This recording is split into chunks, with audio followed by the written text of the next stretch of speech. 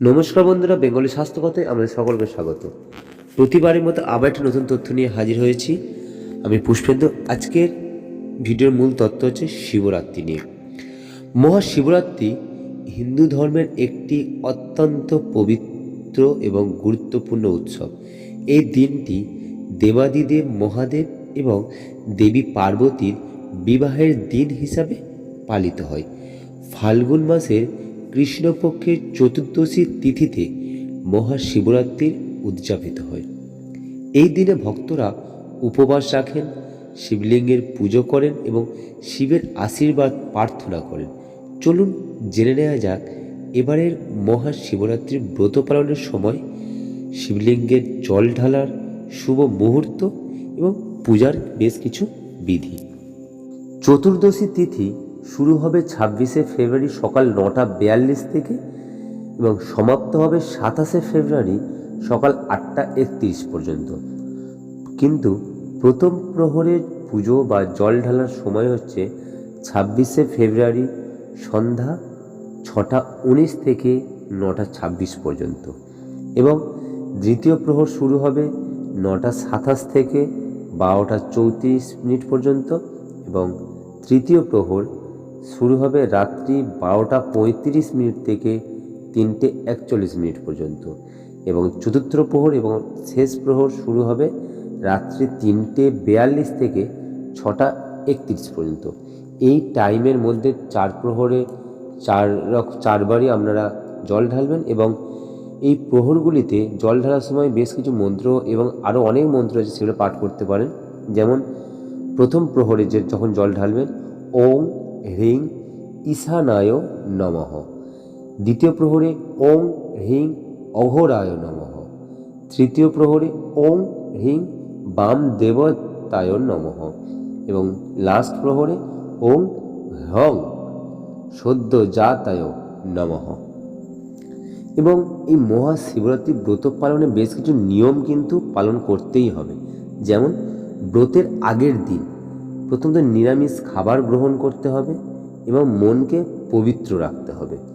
দ্বিতীয়, ব্রতের দিন সকাল থেকে উপবাস রাখুন, শিবলিঙ্গের মধ্যে জল, দুধ, ঘি, মধু, গঙ্গা জল এবং বিভিন্ন ফলের রস দিয়ে স্নান করাতে পারেন। পুজোর উপকরণ হচ্ছে বেলপাতা, ধুতরা ফুল, আকন্দ ফুল, অপরাজিতা ফুল এবং ফল মিষ্টি নিবেদন করতে পারবেন এবং দধি বা দই। মন্ত্র জপ শিবরাত্রির দিনে সকাল থেকে বা সারা রাতের মধ্যে সকাল থেকে সন্ধ্যা পর্যন্ত যখন শিব পুজো শুরু করবেন তার আগে পর্যন্ত সারাদিন ওম নমঃ শিবায় মন্ত্র জপ করুন সময় পেলে এবং শিবের আশীর্বাদ প্রার্থনা করুন এবং জল ঢালার আগে একটা প্রহরে জল ঢালার পরে যে আর দ্বিতীয় প্রহর বা একটি প্রহর থেকে আরেকটি প্রহর জল ঢালার মাঝে যে গ্যাপটা পাবেন সেই সময় শিবের মৃত্যুঞ্জয় মন্ত্রটি পাঠ করুন, যেটা হচ্ছে ওম ত্রম্বকম যজামহে সুগন্ধিম পুষ্টিবর্ধনম উর্বারুকমিব বন্ধনম মৃত্যুর মুক্ষ্য মমামৃতম।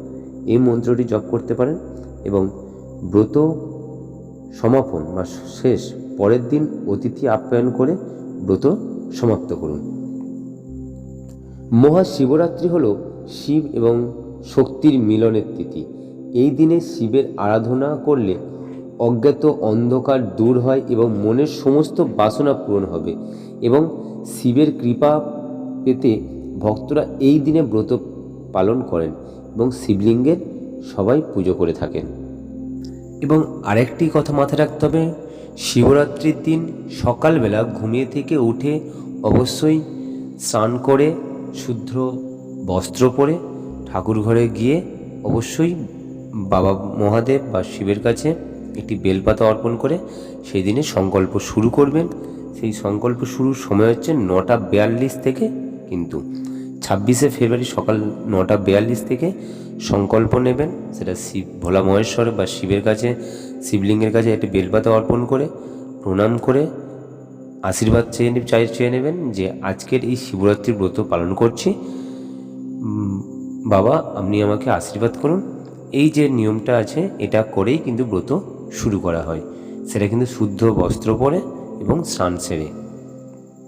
এই ভিডিওটি যদি ভালো লেগে থাকে তাহলে অবশ্যই কমেন্ট করতে ভুলবেন না।